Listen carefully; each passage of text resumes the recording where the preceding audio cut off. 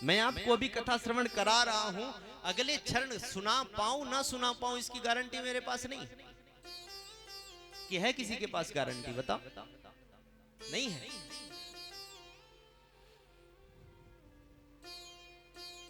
अभी बैठा हूं, अगले क्षण की गारंटी नहीं है, लेकिन अभिमान तो महाराज इतना बड़ा है ना।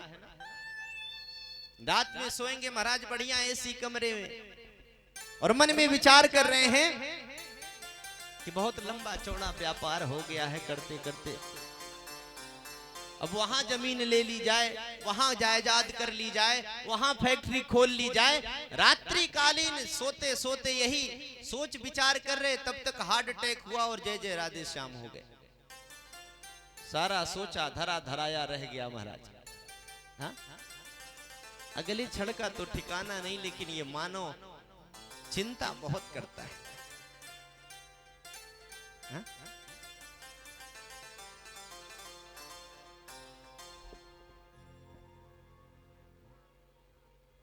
थोड़ा सा भी ये मानो कि ऐसी भ्रांति है ना, क्या कि नहीं कश्चिद क्षणमपि जातु तिष्ठत कर्मकृत कार्यते हवसः कर्म गुणै स्वाभाविकैर्बलात्। ये मानव की सबसे बड़ी भ्रांति है प्यारे, कि चिंता खूब करता है, चिंतन तनिक भी नहीं करता है। हा? चिंतन करता ही नहीं है, चिंता खूब करेगा। और जीवन में चिंता को मिटाओ, चिंतन को बढ़ाओ प्यारे। और अगर जिस दिन चिंतन बढ़ गया, उस दिन ये मेरा परब्रह्म, मेरा गोविंद स्वयं आपको मिल जाएगा, प्राप्त हो जाएगा। लेकिन चिंता घटाना पड़ेगा और चिंतन को बढ़ाना पड़ेगा। लेकिन ये चिंता घटेगी कैसे? ये चिंतन बढ़ेगा कैसे? हाँ? ये सिखाता है हमें श्रीमद् भागवत ये ग्रंथ। ये भागवत महापुराण आपको बताएगा कि चिंता को कैसे घटाया जाए, चिंतन को कैसे बढ़ाया जाए। हा?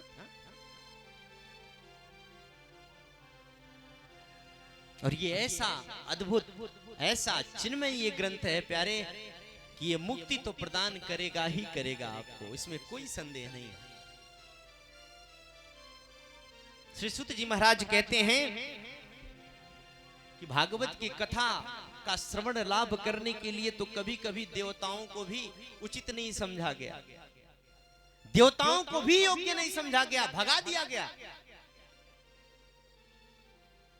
और ऐसे अद्भुत, ऐसी चिन्मयी ये भागवत की कथा है कि महाराज एक बार देवताओं को जब पता चला ना कि राजर्षि परीक्षित को 7 दिन में मरने का श्राप मिला है,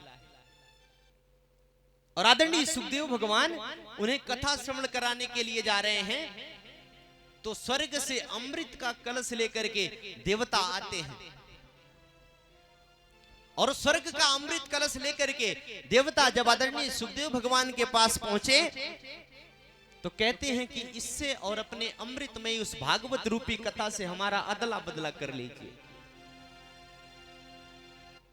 अदला बदला का मतलब, ये भागवत रूपी जो कथा अमृत है, इस कथा का रसास्वादन हम देवताओं को करा दीजिए, और ये अमृत रूपी जो कलश है स्वर्ग का, इसे परीक्षित जी को पिला दीजिए।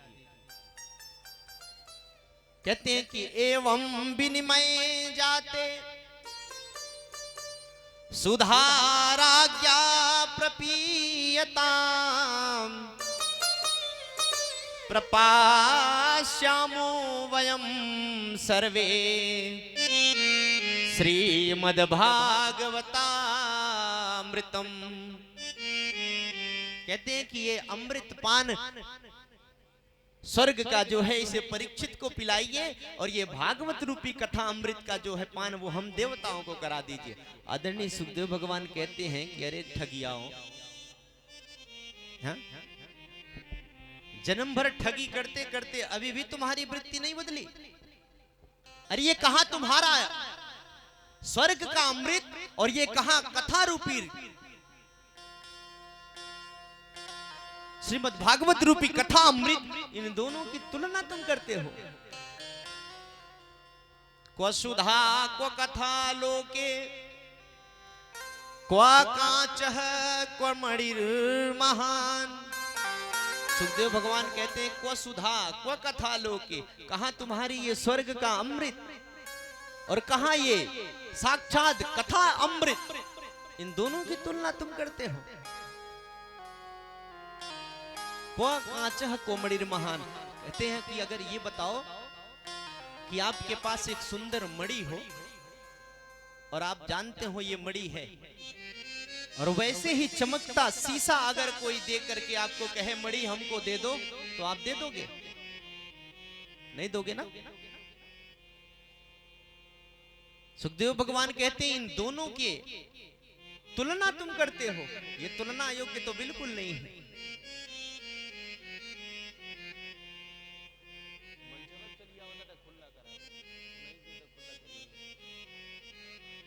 हा? कहते हैं प्यारे,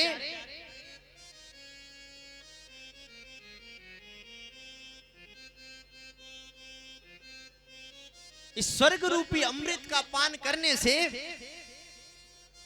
ये व्यक्ति जब स्वर्ग में जाएगा ना, तो उतने ही दिन तक रहेगा जितने दिन इस अमृत का प्रताप रहेगा, और जिस दिन इस अमृत का असर समाप्त हुआ, पुनः फिर इसी धरती धरा पर आपको आना पड़ेगा। क्योंकि पुनरपि जन्मम पुनरपि मरणम पुनरप जननी जठरे शयनम, ये बार बार का आवागमन का जो कुचक्र है, ये आप आते ही जाते रहेंगे प्यारे। हा? बार बार आवागमन का कुचक्र लगा रहेगा, लेकिन भगवान ये भागवत रूपी कथा अमृत का जिसने एक बार पान कर लिया ना, उसका तो इस आवागमन से ही छुट्टी हो जाती है। हा? इस आवागमन से ही मुक्ति हो जाती है। इसलिए इस भागवत रूपी कथा अमृत का रसास्वादन बड़े ध्यान से और प्रेम से श्रवण करना चाहिए। इसको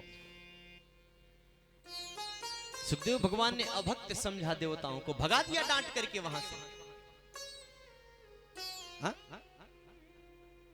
और कहते हैं कि मैं तुम्हें अमृत का, इस कथा रूपी अमृत का पान तो बिल्कुल नहीं कराऊंगा।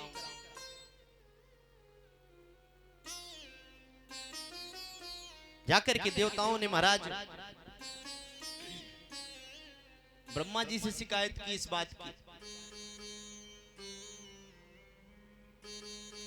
जाकर के जब ब्रह्मा जी से शिकायत की, तो ब्रह्मा जी ने एक तराजू लिया और तराजू लेकर के एक पलड़े पर समस्त ग्रंथों को रखा और दूसरे पलड़े पर श्रीमद् भागवत रूपी ग्रंथ को रखा। हा?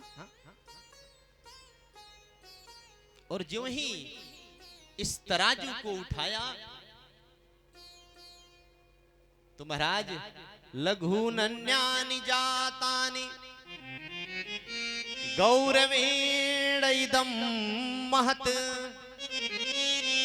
तदा ऋषि गणाः सर्वे विस्मयं परमं ययुः।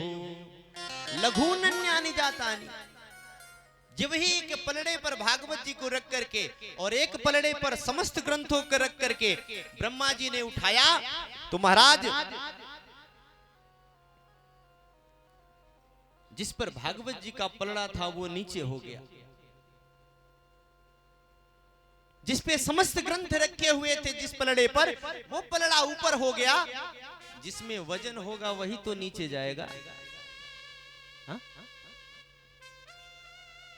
जिसमें वजन रहेगा वही तो झुकेगा। जो सूखा हुआ होगा वो कहां झुकने वाला है हमारा? है? ब्रह्मा जी ने देवताओं से कहा कि देवता, ये भागवत कोई पोथी और कोई किताब नहीं है, ये स्वयं साक्षात भगवान श्री कृष्ण का ही स्वरूप है, ये कोई पोथी किताब नहीं है। श्रीमद् भागवतो आख्या प्रत्यक्ष श्री कृष्ण वही, ये साक्षात पर ब्रह्म श्री कृष्ण ही है, दूसरा कोई नहीं है।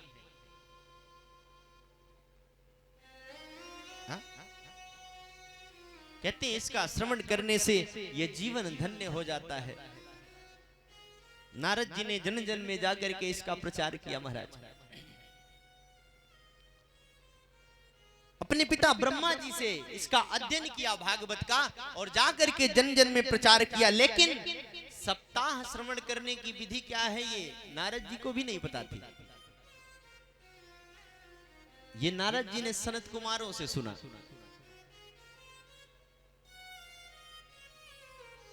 सूत जी महाराज जब ये बात बोल रहे थे, सौनकादि ऋषियों ने कहा मेरी बात समझ में नहीं आई। बोले क्यों? बोले महाराज सनत कुमार जो हैं वो ज्यादा घूमते नहीं हैं, और नारद जी जो महाराज हैं एक जगह ठहरते नहीं हैं, जो हमेशा भ्रमण ही करते रहते हैं। तो महाराज ये बताओ कि एक हैं जो दूसरी जगह जाते नहीं, और एक हैं जो एक जगह ठहरते नहीं, तो आखिर 7 दिनों तक भगवान की कथा कैसे नारद जी ने सुन ली? हा? भागवत की कथा में यदि मन चंचल हो ना, मन में इधर उधर की बातें आती हो, तो महाराज कथा में आनंद तो बिल्कुल नहीं मिल सकता, चाहे जो मर्जी सो कर डालिए। भागवत की कथा में 5 बातों का ध्यान रखना बड़ा आवश्यक है प्यारे। ध्यान से सुनिएगा। क्या? पहला है कथा के लिए स्थान। भागवत कथा के लिए जो स्थान होना चाहिए वो बिल्कुल बड़ा सुंदर होना चाहिए, और ऐसा स्थान होना चाहिए कि जहां बाहर की आवाज ना आती हो, केवल आप व्यास की आवाज को सुने, गाड़ी के हॉर्न न सुनाई दे, गाड़ी मोटर की आवाज ना सुनाई दे, ऐसा सुंदर स्थान होना चाहिए।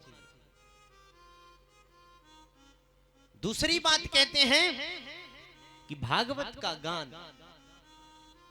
भागवत को सुंदर रूपों में गाया जाए। तीसरा, भागवत का ज्ञान, इसको खूब ज्ञान पूर्वक बैठ करके श्रवण किया जाए, सुना जाए। चौथी बात है भागवत का ध्यान, उसको बिल्कुल एकाग्र होकर के, मन लगा करके एकदम सुनना चाहिए। और पांचवी और सबसे जरूरी बात है, भागवत में इस कान का होना बड़ा जरूरी है प्यारे। हाँ? भागवत की कथा में ये जो कान अगर जुड़ गया ना, तो भागवत की कथा का फल आपको अवश्य प्राप्त होगा। इसमें कोई कहने वाली बात नहीं है, लेकिन इस कान को जुड़ने की जरूरत है। ये शरीर यहां तो बैठा हुआ है आपका, लेकिन मन कहां है? जहां मन रहेगा कान यहां रह नहीं सकता। और यदि कान नहीं यहां है आपका, तो इस कथा के सुनने का आपको कोई लाभ नहीं मिलने वाला है प्यारे।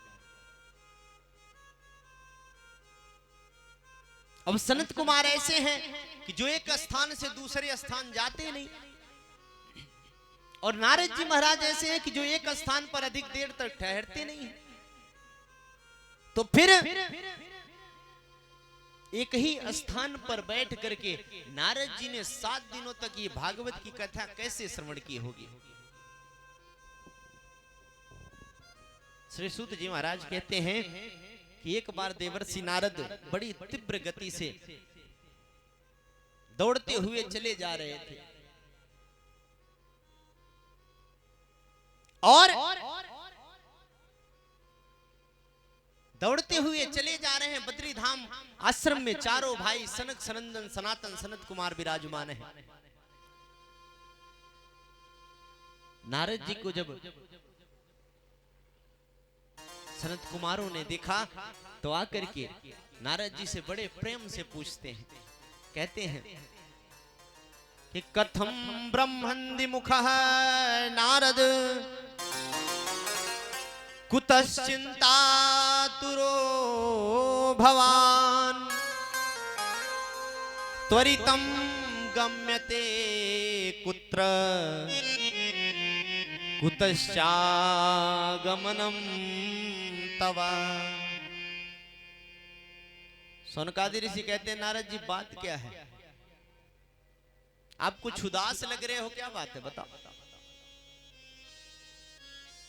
और हमने तो सुना है महाराज कि कोई कितना हो चिंतित क्यों ना हो, यदि नारद उसको मिल जाए तो सारी चिंता उसकी खत्म हो जाती है, प्रसन्न हो जाता है।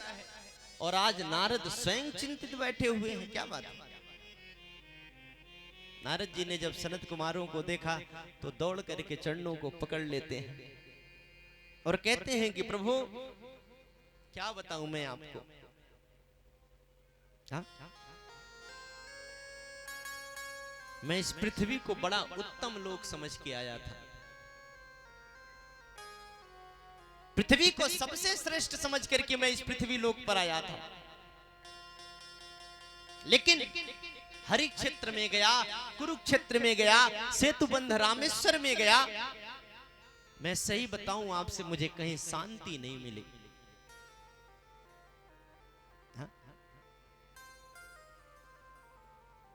सनत कुमारों से नारद जी कहते हैं ना कोई सत्य बोलता है, और ऐसे लोगों की बुद्धि इस कलयुग ने बिगाड़ रखा है ना, यदि दिन में एक बार कोई सत्य भी बोल दे महाराज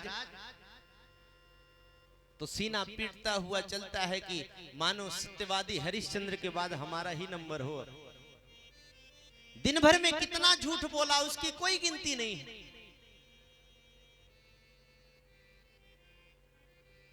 ये जो बुद्धि विकृति हो गई है ना लोगों की, हा? यदि कोई एक बार धर्म का काम कर देता है तो बार बार समाज में घूम करके इस बात को कहता है कि हमने ये काम किया। हा? आपने पाप कर्म कितना किया ये भी तो गिनाओ प्यारे। हा? लेकिन नहीं, समाज में केवल एक बात को घूमेगा लेकर के कि मैंने इस कार्य को किया।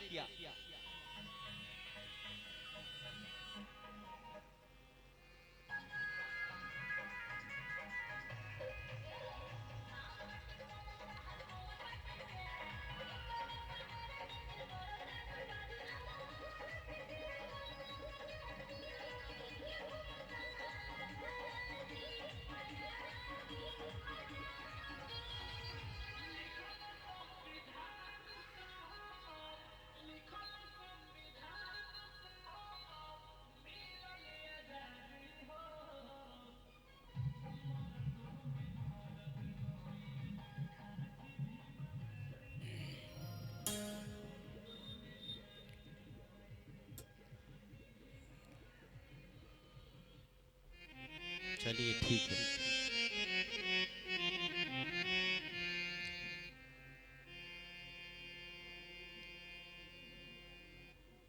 जब लाइन बनी रहती है फिर कट जाती है तो मामला खराब हो जाता है।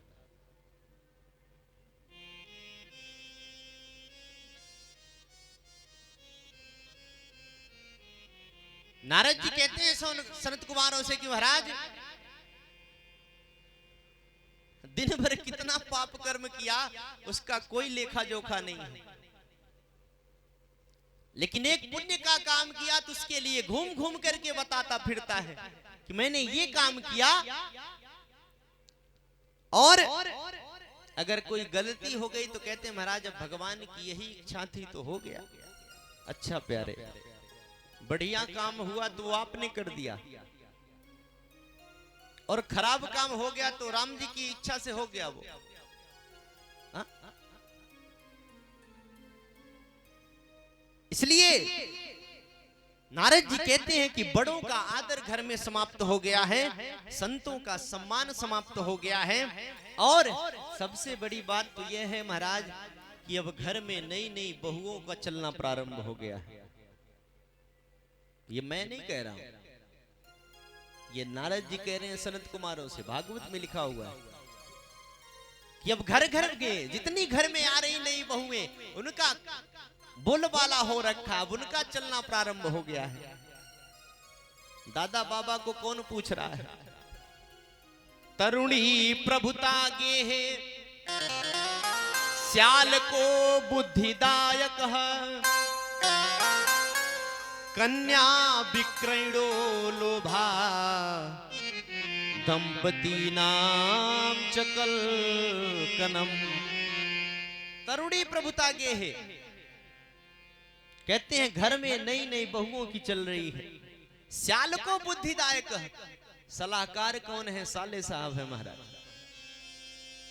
कोई काम हुआ घर में सो फोन लगाओ तुरंत साले साहब के पास, अब वो बताएंगे कि क्या करना है क्या नहीं करना है। हा?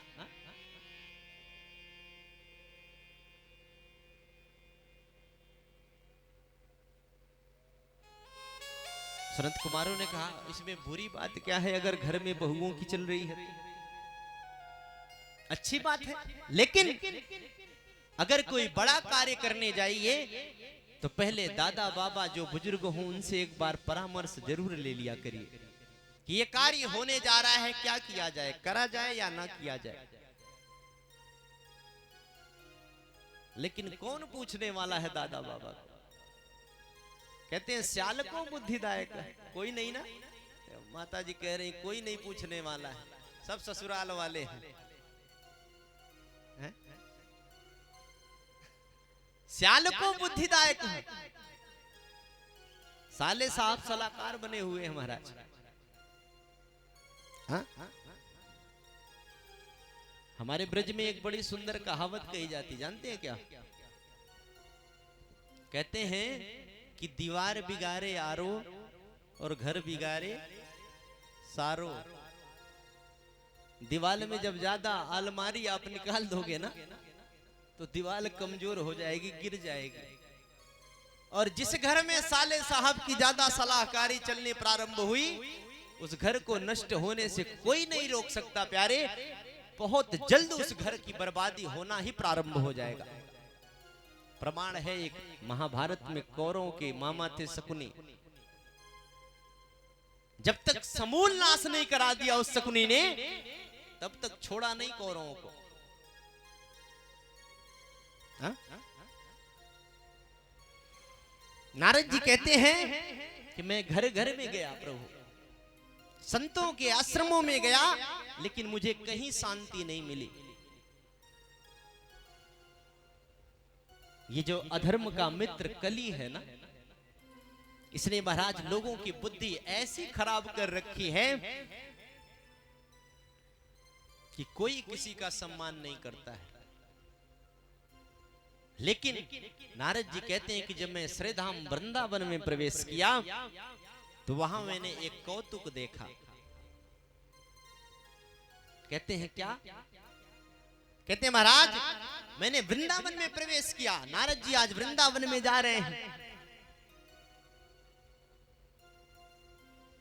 चलो मन आज हम भी मानसिक रूप से वृंदावन ही चल लिया जाए, ना शरीर से तो मानसिक रूप से तो चल ही चले। आओ नारद जी के साथ हम भी वृंदावन में प्रवेश करें महाराज। अरे चलो मन वृंदावन की ओर, चलो मन वृंदावन की ओर, हे चलो मन वृंदावन की ओर, चलो मन वृंदावन की ओर, वृंदावन की ओर, वृंदावन की ओर, वृंदावन की ओर, चलो मन वृंदावन की ओर, चलो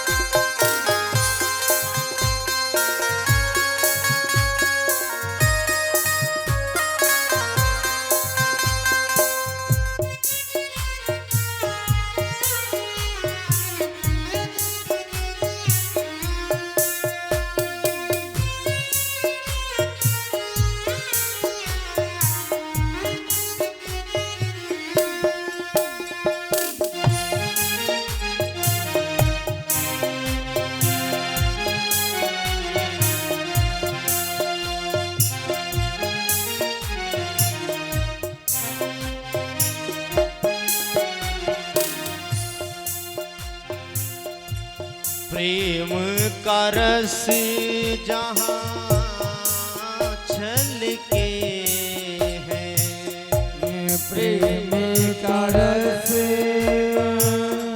जहाँ छलके है, प्रेम का रस जहाँ छलके है, प्रेम का रस जहाँ छलके है, कृष्ण नाम से भोर,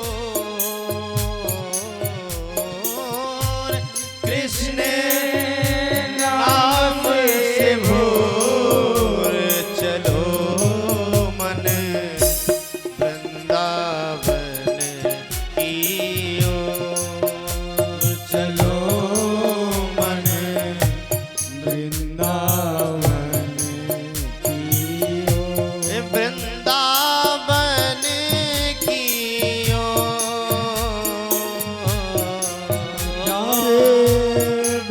वृंदावन की ओर, वृंदावन की ओर, चलो मन वृंदावन की ओर, चलो मन वृंदावन की ओर।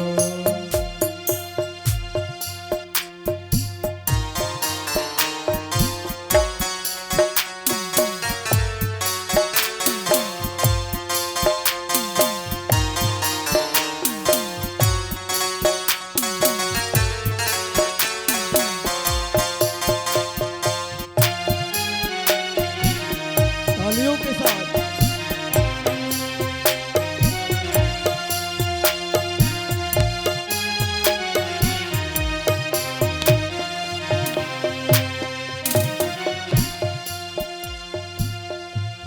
भक्ति की प्रीत जहाँ पल पल है, भक्ति की प्रीत जहाँ पल पल है, ओ भक्ति की रीत जहाँ पल पल है, भक्ति की रीत जहाँ पल पल है, प्रेम प्रीत की डोर,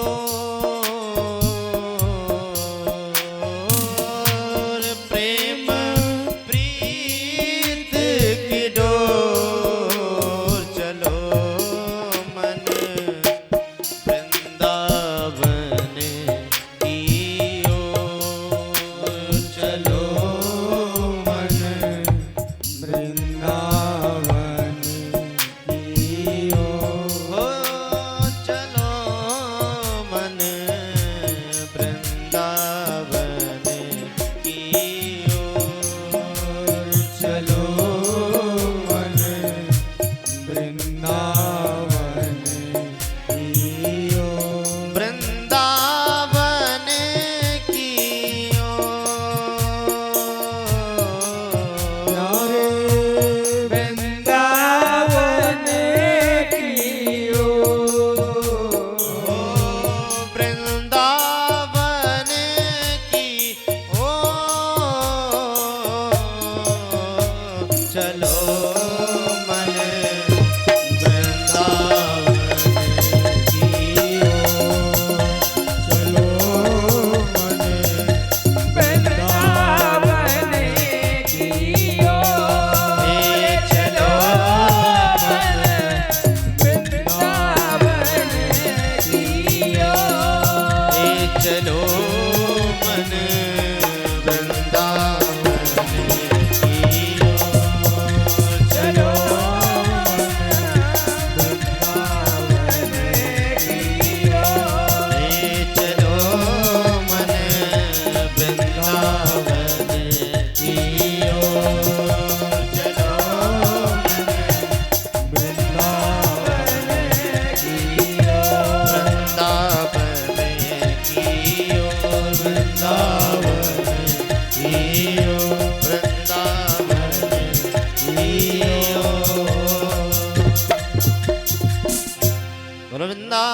बिहारी लाल की जय हो। एक बात बताओ आप लोग, जबरदस्ती यहाँ बैठाए गए हो क्या आप लोग? हाँ? जबरदस्ती नहीं न बैठाए गए हो आप लोग, कोई बांध के नहीं न बैठाया है। फिर प्यारे ताली बजाने में क्या परेशानी? हाँ?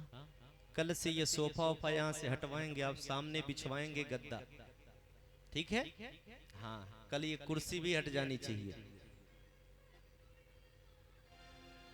कम से कम ताली बजाने में कौन सा बड़ा पैसा देना पड़ रहा है महाराज, कि पैसा देने आ रहे हैं आप लोग हमको? बोलो गोविंद भगवान की। आदरणीय नारद जी महाराज कहते हैं कि जब मैं वृंदावन में पहुंचा तो एक बड़ा विचित्र कौतुक देखा। बोले क्या? नारद जी कहते हैं कि एक युवती के पास हमने दो मूर्छित पुरुषों को देखा, और वो भी दोनों वृद्ध पुरुष थे।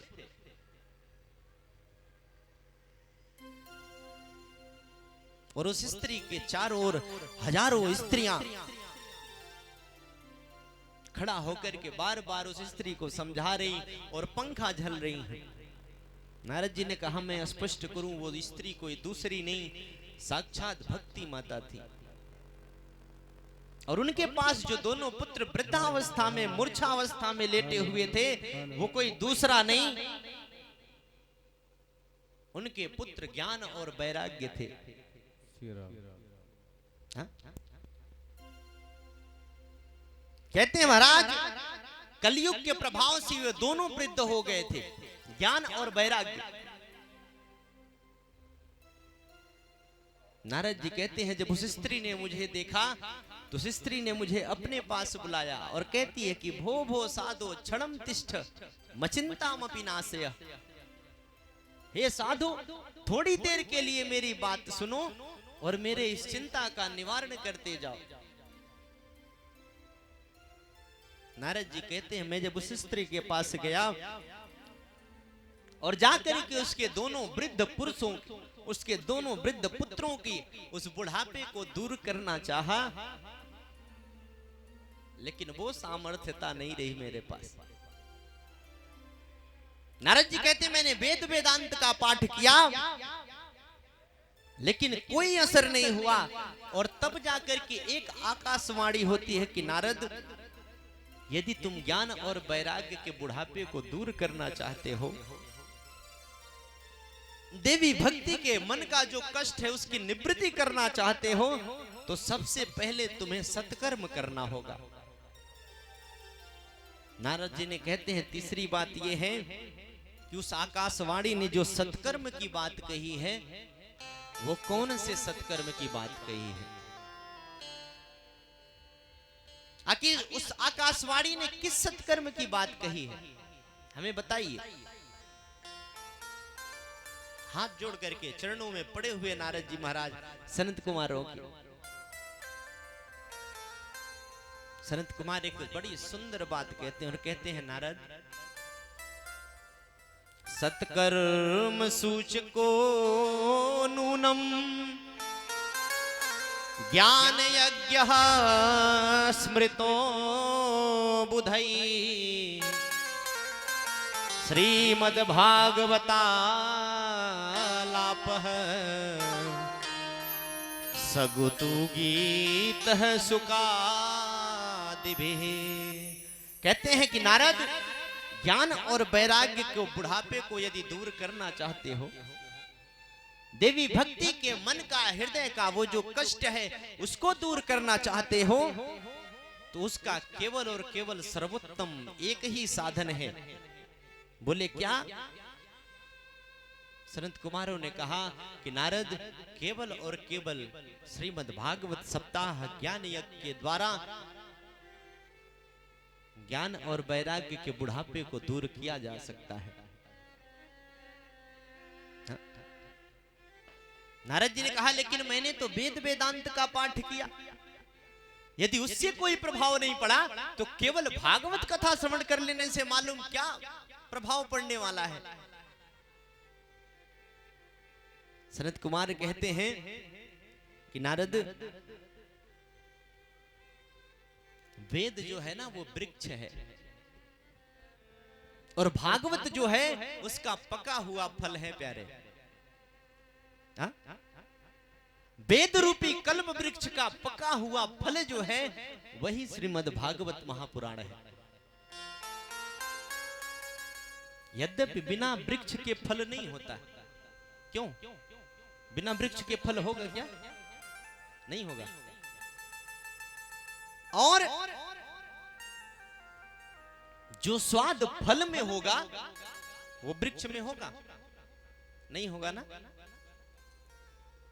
वृक्ष से ही फल की उत्पत्ति हुई है, लेकिन जो स्वाद उस फल में होगा उस वृक्ष में नहीं होगा। इसलिए वेद वेदांत का जो पाठ तुमने किया है वो कल्प वृक्ष का तुमने पाठ किया, लेकिन उसका पका हुआ फल ये जो श्रीमद् भागवत है, यदि इसका तुम पाठ करोगे, उन ज्ञान और वैराग्य को श्रवण कराओगे, तो उनका बुढ़ापा अवश्य दूर हो जाएगा। नारद जी ने कहा, लेकिन हम कथा करें तो कहां करें, ये तो बताइए प्रभु। सनत कुमारों ने कहा कि हरिद्वार में जाकर के करो, गंगा के किनारे कनखल एक क्षेत्र है, कनखल में जाकर के सुंदर एक व्यासपीठ बनाओ और वहीं भागवत कथा का अनुष्ठान करो। नारद जी जाकर के बड़ा सुंदर व्यवस्था किए। चारों भाई सनक सनंदन सनातन सनत कुमार जाकर के मंच पर मंचासीन हुए और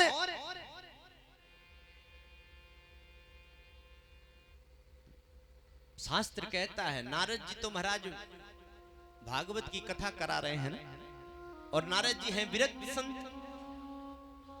नारद जी विरक्त, लेकिन नियम यह है कि यदि हम गृहस्थ हैं तो भागवत की कथा सपत्नीक बैठ करके श्रवण करना चाहिए। और भागवत की कथा श्रवण करने में, पूजा पाठ में पत्नी को दाहिनी तरफ बैठाना चाहिए, क्योंकि पत्नी का अधिकार यज्ञ में दाहिनी तरफ होता है। हा?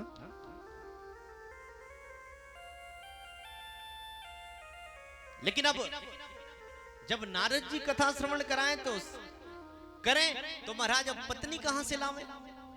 क्योंकि नारद जी स्वयं वैराग्य धारण किए हुए, इसलिए नारद जी अकेले बैठ करके और भगवान की सुंदराति सुंदर कथा का रसास्वादन करने जा रहे हैं। सामने 3 आसन बिछाया नारद जी ने। मैया भक्ति, ज्ञान और वैराग्य के लिए हाथ जोड़ करके नारद जी कहते हैं कि देवी भक्ति, आपके मन का जो कष्ट है उसकी निवृत्ति करने के लिए, आपके पुत्रों का जो बुढ़ापा है उसको दूर करने के लिए हम भागवत कथा का अनुष्ठान कर रहे हैं। इसलिए आइए और आकर के भगवान की सुंदर आते सुंदर कथा का रसास्वादन करिए।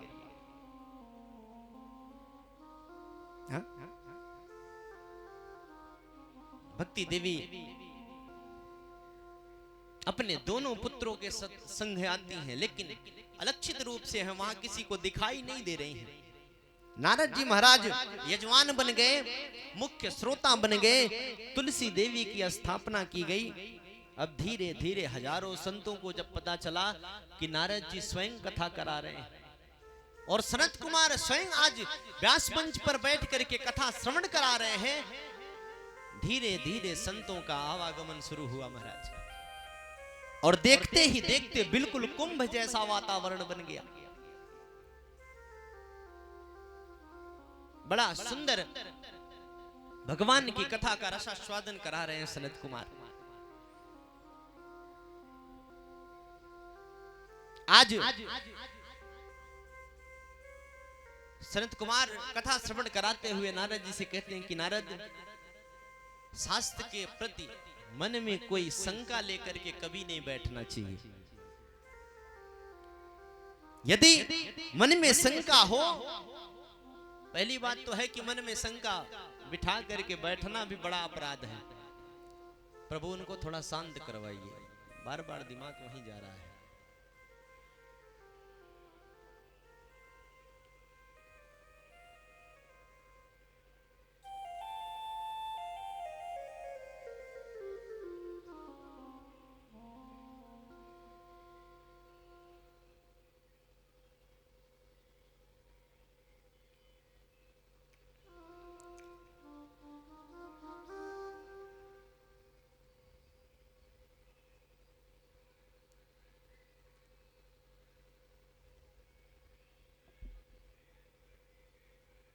सनत कुमारों ने कहा कि नारद,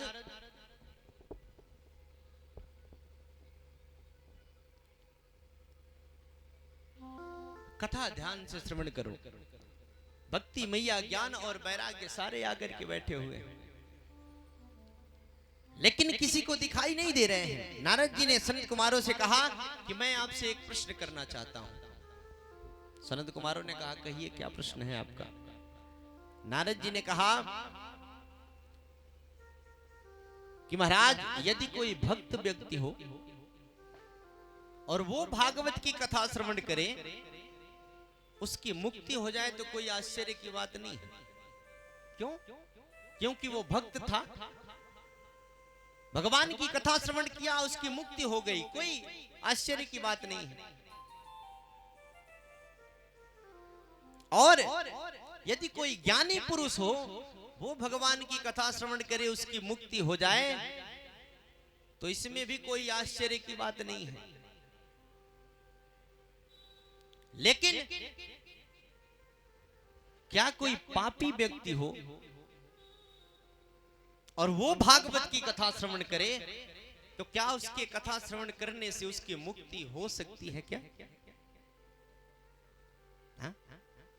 बड़ा सुंदर प्रश्न किया है नारद जी ने। और सनत कुमार बड़ा सुंदर व्याख्यान कर रहे हैं।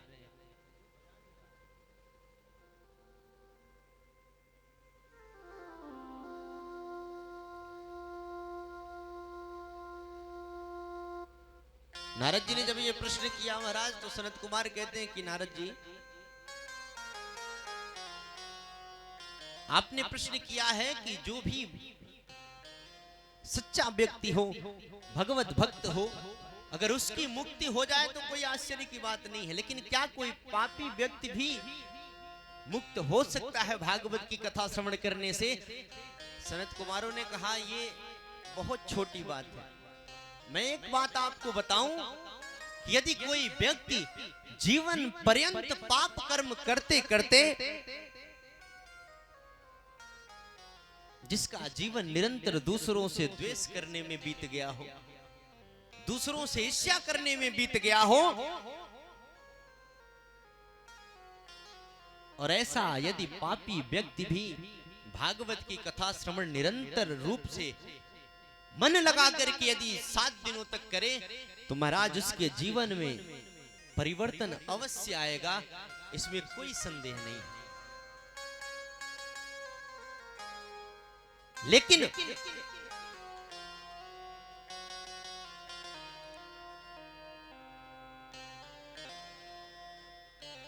ये तो आश्चर्य है ही कि उसके जीवन का परिवर्तन होगा। लेकिन यदि कोई पापी व्यक्ति हो, जीवन पर्यंत पाप करते करते उसकी मृत्यु हो गई हो, और यदि उसके मरने के पश्चात भी भागवत की कथा श्रवण कराई जाए, उसके नाम से संकल्प करवा करके, तो भी उसकी मुक्ति हो जाती है। नारद जी बड़े ध्यान से सुन रहे थे इस बात को। और जो ही सनत कुमारों ने कहा कि मरने के उपरांत भी पापी व्यक्ति की मुक्ति हो सकती है केवल भागवत कथा श्रवण कर लेने से, नारद जी ने कहा, यह बात मेरी समझ में नहीं आई। क्यों?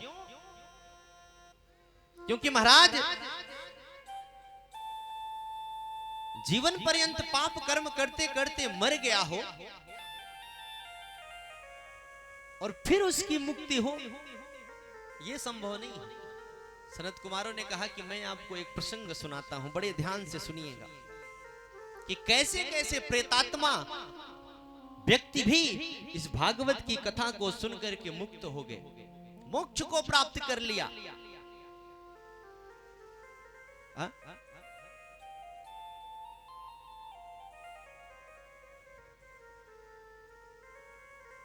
आदरणीय सनत कुमार नारद जी को बड़ा सुंदर प्रसंग श्रवण करा रहे हैं, लेकिन कहते हैं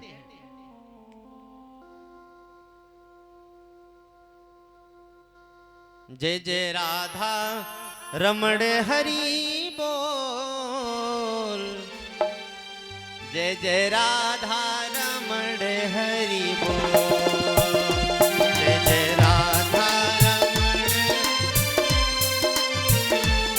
जय जय राधा रमण,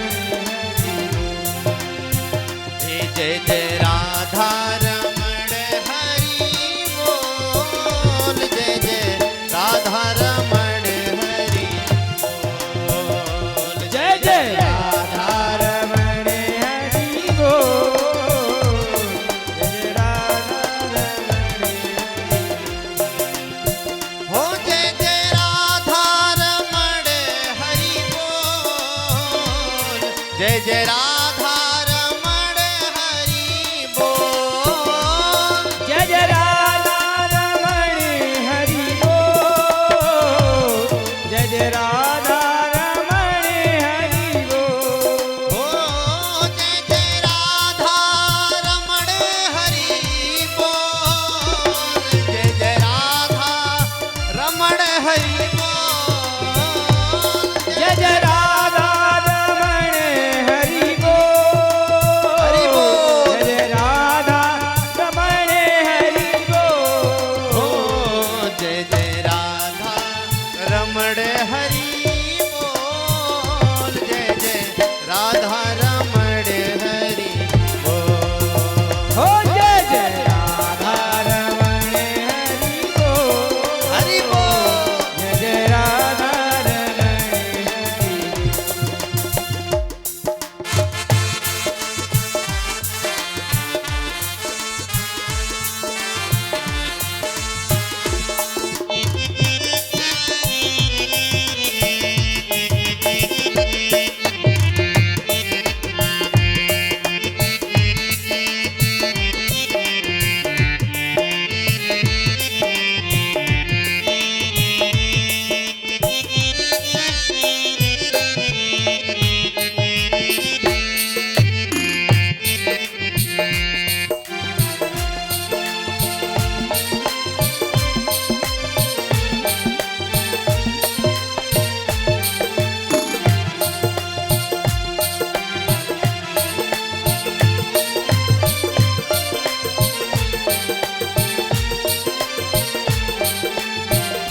हो जय जय राधा रमण हरि बोल, जय जय राधा रमण हरि बोल, जय जय राधा रमण हरि बोल, जय जय राधा रमण हरि बोल, हो जय जय राधा रमण हरि बोल, जय जय राधा रमण हरि बोल, जय जय राधा रमण हरि बोल,